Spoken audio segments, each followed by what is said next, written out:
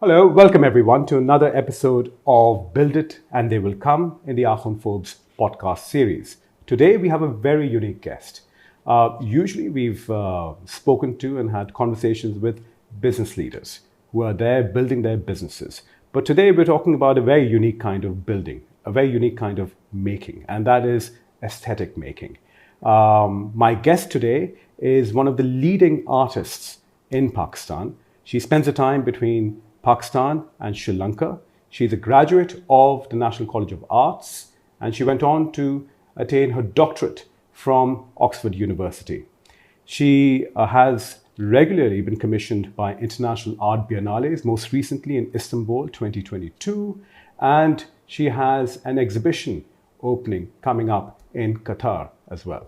I'm delighted to welcome you, Dr. Mariah Lookman. So glad to have you here with us. Nice to be here. Thank you for the invitation. Is it fun being an artist in Pakistan? Is it fun being an artist? And I asked this a very particular reason. I mean, there's a lot of richness of material here. You know, it's just around you. It's everywhere, right? It's a huge history. But is it fun being an artist here? I think it's fun being an artist where you feel there are things that make you want to respond to. Yeah. Right? So for me, for example, it would be no fun being an artist in, say, Switzerland. Because it would be really alien. I find it sterile for me. The kind of things that make me question things, right? But I mean, we've eroded a lot of our freedoms.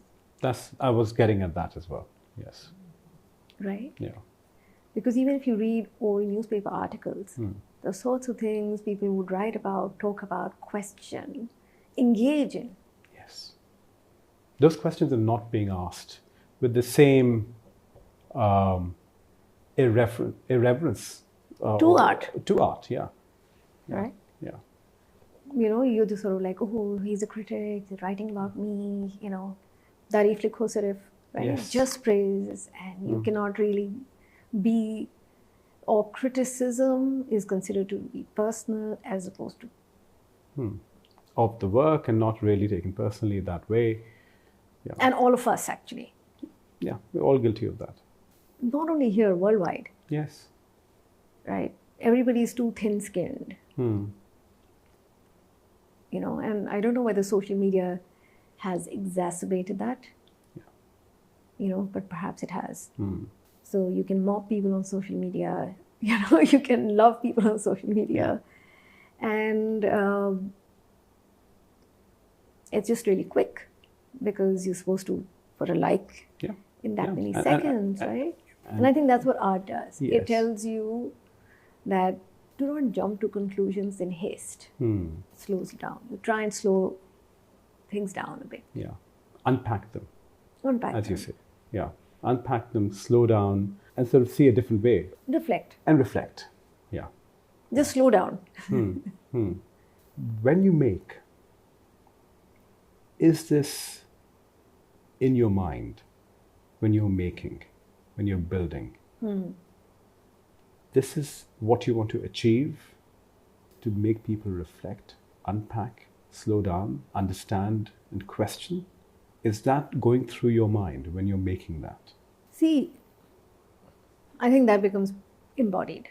It's part of the process. It's part of the process, right? If you think too much about it, then it would all be very contrived Of course. and staged. It's like driving. If you keep thinking of all the rules, you'll never get anywhere. Well, riding a bicycle or driving or any of swimming, right? You can't think. Yeah. You just make it part of your muscle memory. You just make it part of who you are. Your brain, thinking, muscle, hand, right? That's why you sketch all the time, because it becomes part of that memory, right? Dancers have to practice every day. Yes. You need to read regularly, right? Otherwise you lose your stamina. You'll fall asleep after 50 words or something. Yeah. Right? And just things like that. Yeah. It's multi-layered, it's multifaceted, and there are no easy answers, right? No. You can't be prescriptive. Can't be prescriptive. You're right. And then if everything is really easy, then you also don't have magic. Agreed. Absolutely. And if you don't Yeah. have magic and things that don't make any sense, then what's the point? Let's talk about a little bit about your work. The work that is going to be shown in Qatar. Should we talk about that a little bit? Okay. Okay. You have a piece in it. It's again multimedia, and it talks about Sadiqain, right? Or it relates to Sadiqain and his works and his place in Pakistani art. For example, Saqib Hanif has an article which is like, Picasso of Pakistan. Yeah. Right? People have sort of dubbed him. They've interpreted him in many different ways. Right. They've interpreted him as an Islamic artist or a pioneer of Islamic art in Pakistan, the Picasso of Pakistan, all those things. Yes. Accused of obscenity, accused of wayward behavior, yes. like accused of being a fakir, accused of being a spiritualist, accused of being two-faced. Yeah. Two-faced, accused of being many things, Yes. and he sort of embodied all of them, right? And accepted them. Accepted them, and also operated Yeah. within these spheres, which is a task. I was listening to an interview by one of his relations about his trip to India. He got a visa for 3 days or something, and he had a meeting with Indira Gandhi. Okay. And Indira said, okay, how does it feel for you to come back? And Sadiqain is said to have, I have a lot of work to do here, and you've just given me this ridiculous short visa. Yeah. Right? My idea is to make a mural here, the Banaras University. I need to do all these things, but you just haven't given me any opportunity or time. And Indira Gandhi looked at him and said, done. Grant him the time and support he needs to get whatever he needs to do. But to be able to do that to somebody who's the Iron Lady. Yes. You had to be Sadiqain. You had to be Sadiqain, right? To operate with high society, street people, presidents, to be irreverent. Yes. In the face of authority, authoritarianism. It's so you can never please everybody at the same time. But I think the complexity of him as a person is what is so attractive. Talent aside, right? Because in certain circles, what remains of artists like Sadiqain is the dollar value, what's hanging on your wall. Absolutely, yes. And isn't that a problem with art? That in some ways, it ends up being the dollar value, right? And many of the people who are sort of hanging the art on their walls, they probably don't know all of this. And as an artist, it's probably difficult to say these things, right? Because you do want dollar value to be ascribed to your art, and you do want to sort of make a living. You do want to make a good living out of it. Absolutely. And you can't control what the person who buys, what he thinks about it, how he values it, etc. Is that a problem in your mind? So if you take an example like Sadiqain, right? How he navigates all of that. His paintings now go for hundreds of thousands of pounds. Right. So but how did he navigate all that? How did he? Right. And one could say that he himself lived within himself. Right. So he wore his sherwani. He had his spectacles. He called himself the fakir. He slept on the floor. He didn't really care much. He supported all his family. Yeah. Right? And so he didn't suddenly turn up in a very expensive car or something like that. Right? Did he keep himself, untainted through those kinds of actions? I don't know. Not everybody can do that. Right? How do you not let money and power corrupt in some way? Yeah. Right? And as you rightly say, we do need to make a living, and the creative community should have the right to live well. Yes.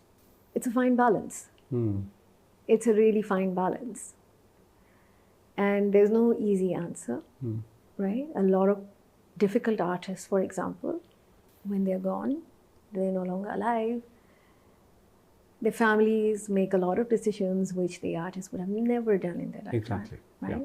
You could have a whole world of museum and curatorial world who had previously found it impossible to deal with the artist. Yes. Right?